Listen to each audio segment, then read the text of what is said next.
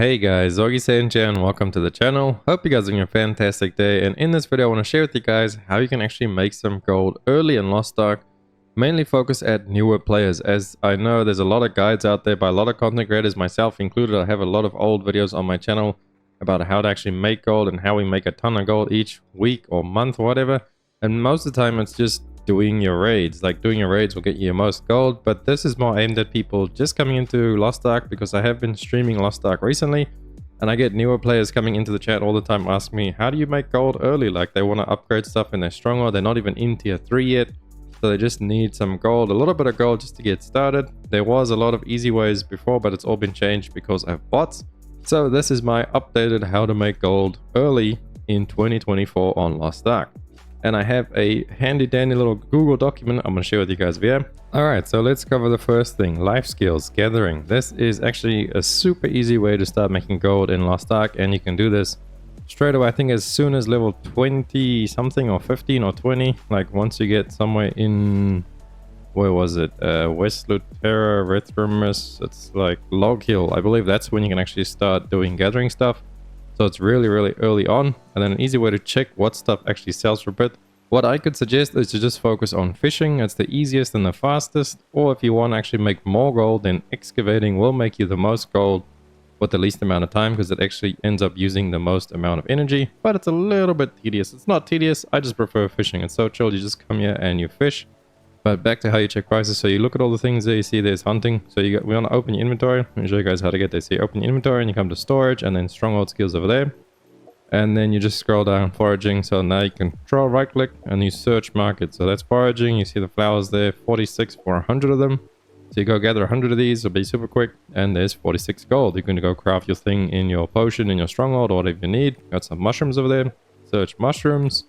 Again, 45 there, but have a look at fish. Usually fish is quite well, like 100 gold or so. Fish 105, 108. Yeah, fish is actually slightly going up a little bit. You see it's been going up a little bit over the past few days.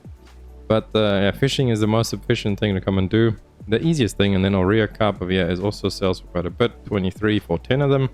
But the reason I say to actually do fishing is for early gold, but then you get into a habit of using all your life skill energy on fishing.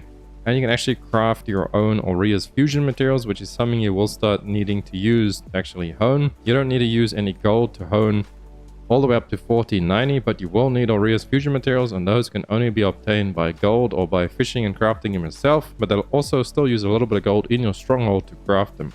That's why you want to come and focus on fishing. You just come to a spot like this with a little fish thing marked like that. And then your life energy, make sure you use these leap essences. As many as you have, they just make everything a lot faster. They pretty much double what you get. So it eats your energy faster, so you burn through it a lot faster. And it just makes it that less tedious. You got to get it done really quickly. Let's hop on to number 2. Selling gems from Chaos Dungeons cubes. You can get tickets from the guild shop. So what I mean by gems is just your normal average gems. These things sell for quite a bit. See, I have a level 7 lying around there. I believe I have like 3 or 4 level 7s on other characters that I've listed up. You search. And then obviously this one, we don't have that specific one, so we just take out those. 11k. Straight up, 11k for damage gem. Their usual average price is around 13k on my server, at least. I'm on NA East. It will all depend on your server and whatever that is. But yeah, damage gems, level 7s. If you don't need them, obviously, just go ahead and sell them. Doesn't have to be level 7. Can be as low as level 3 or 5 or whatever. Let's have a look at 6s. But just make sure that you're actually getting, so the 6 over there was 4.2, and then, oh, actually this is a specific one. So let's remove that just to see the average. Okay, so it does drop way down, 1.3 for level 5s, level 6. Where's the earliest level 6 one? I'll scroll a little bit through. Man, there used to be so many more gems before with all the pots and stuff. Level 6 gem damage is 4k, so it's actually cheap, more, you get more gold out of selling these level 6s than what you would to sell that level 7. As that level 7 was going for like 11 point something, and 3 level 6s would obviously be 12k. So it's a little bit more gold if you sell them at the lower level. Just check it like that. When you are a little bit earlier in the game, you probably won't even have 6s. You'll be like at 4s and 5s. So whatever gems you got, you see that I've got all of those over there. Just go ahead and sell them just for quick, easy gold. And you'll always get gems later on, so you can actually just build out your character later on. You don't have to worry about it too much early on. So while we are on the topic of gems, let me show you guys the next point in the little thing over here. Doing Una's task for weekly coins. Now I have linked all of these videos over here. These are videos from my channel from way back in the day, but most of these are still relevant. I have gone through and checked through them. So I'll leave this link down below in the description. You guys can go through it and check them out as well. So back to it. Una's tasks is a good way at giving you coins, and these coins you can then have tokens, and those you can trade for gold, just straight up raw gold, as well as also you can get more gems by doing these. So let me show you guys what I mean. So Una's tasks, you press Alt J and it brings up this Una's list. I have the 3 favorited that I do every day. I do these mainly for leap stones, but you see there you do get these I've reached the max points of here, but anyway, every day you get like a max, I think it's 18 points you can get a day from doing dailies. This counts on all the characters on your account, so you go ahead and you earn 18 points a day, I believe is the max. Anyway, you get up to 70 points within a week, and then each time you hit one of these thresholds, so say now I get 25 points, that's after 2 days of doing Una's dailies on all of my characters, then I will get 350 Una's tokens. Now what can I do with these Una's tokens? You can come to this gold shop, and it's literally just a big golden shop like that, pretty much found in all the major cities. Come to this guy and you can exchange these Una's tokens for these gold chests. Now it'll just give you plain raw gold. I think early on you guys might not get as much Una tasks or the tokens, so you might want to get these, but I can highly suggest to rather save and then try and go for the large gold chest. It is 500 Una's tokens per one chest, and I believe early on you get like 120 a week, or maybe a little bit more. I'm not sure how many tokens you guys get in a week, because these do scale up with the highest character on your roster. So it will scale up with your item level pretty much, how many Una's tokens you can get of these per week. You see I can get quite a lot. They're 350, 350, 450, 450, and then 730 at the end. So I do get quite a lot. But anyway, you want to save up for this last one. Let's just buy all of ours right now for the week. We open these, hopefully we get a golden bar. Oh, we got something. So they were at 13k, we lagged out, we're at 19k, and we got a bunch of these thin bars, so that's another, so we're at 20k. It was about 7k gold just from that. And that is really easy and passive. You'll get that done anyway, just by playing and doing your dailies. And then back to the gems, over on the weekly tab over here, you can do 3 of these a week. I have 1 more available. You want to do these cubes over here.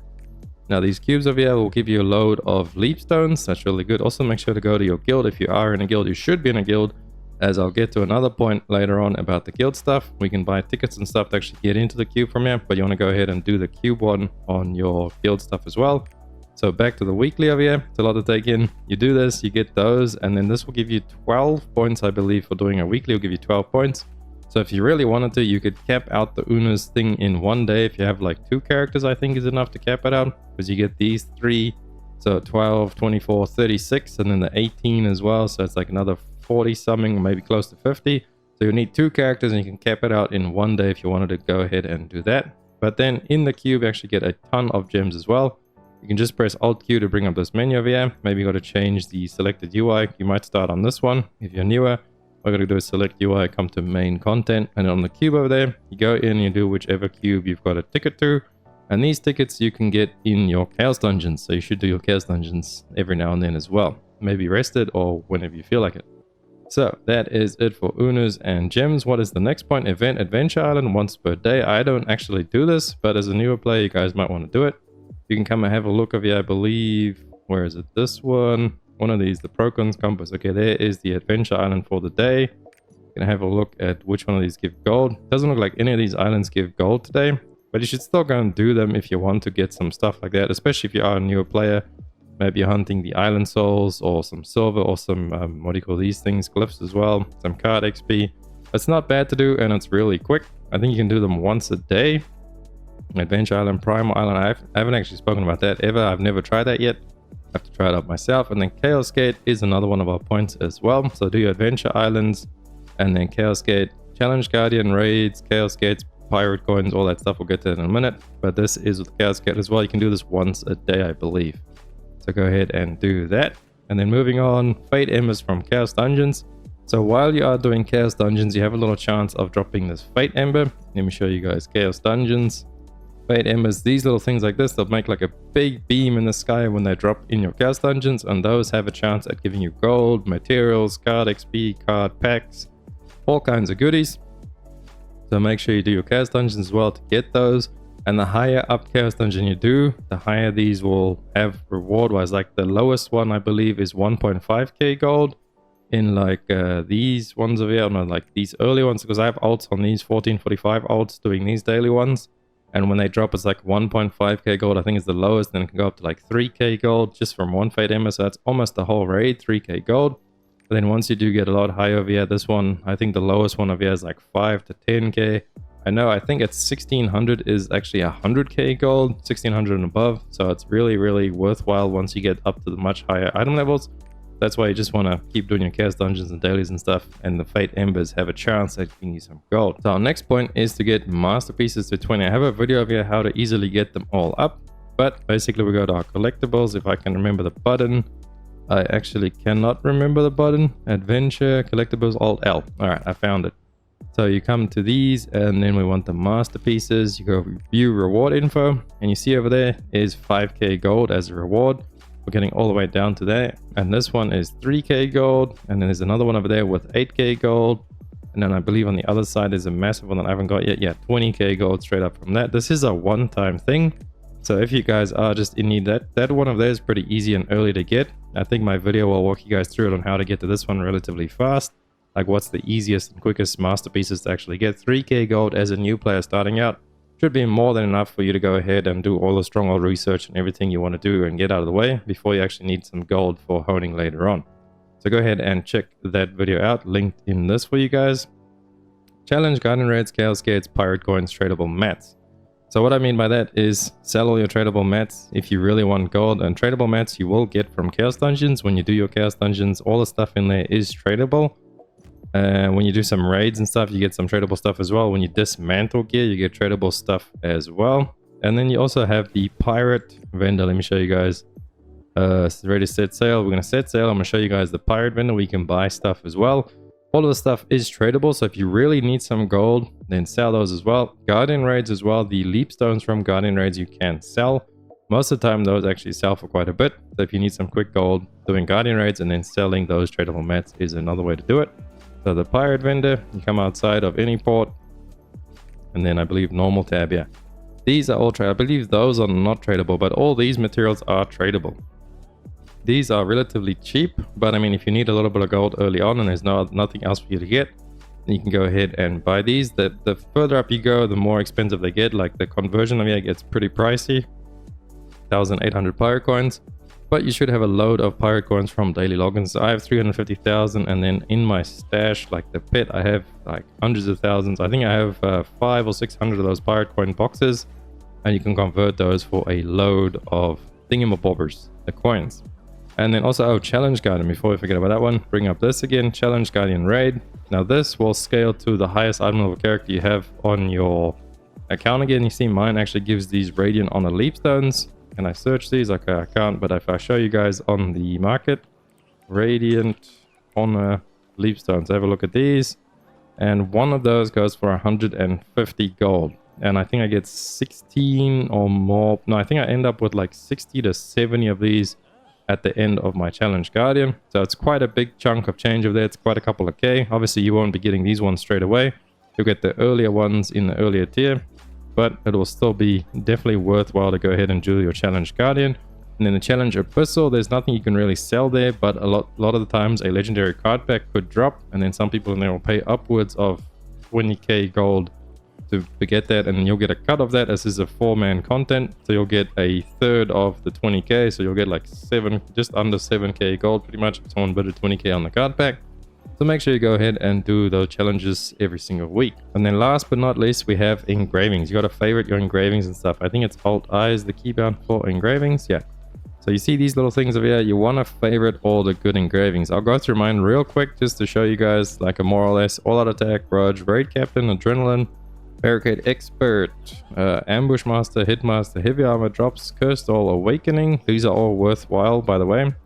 Then we have Precise Dagger, not really. Master's Tenacity is only really for Berserker. Keen Blunt, MP Efficiency could be good for Bard as well. Vital Point definitely. Ether Predator is also good for some DPS as a +1. And then Max MP, actually not MP Efficiency, sorry, Max MP could be decent for a Bard. So you want to go ahead and check that out for support. Stabilize status, not really, but could be worth something. See, the rest of they are pretty much no use at all. I don't have them marked at all. and then mass increase, and then master brawler for the bonky boy is pretty much all the engravings you want to get. So you want to favorite these engravings like that.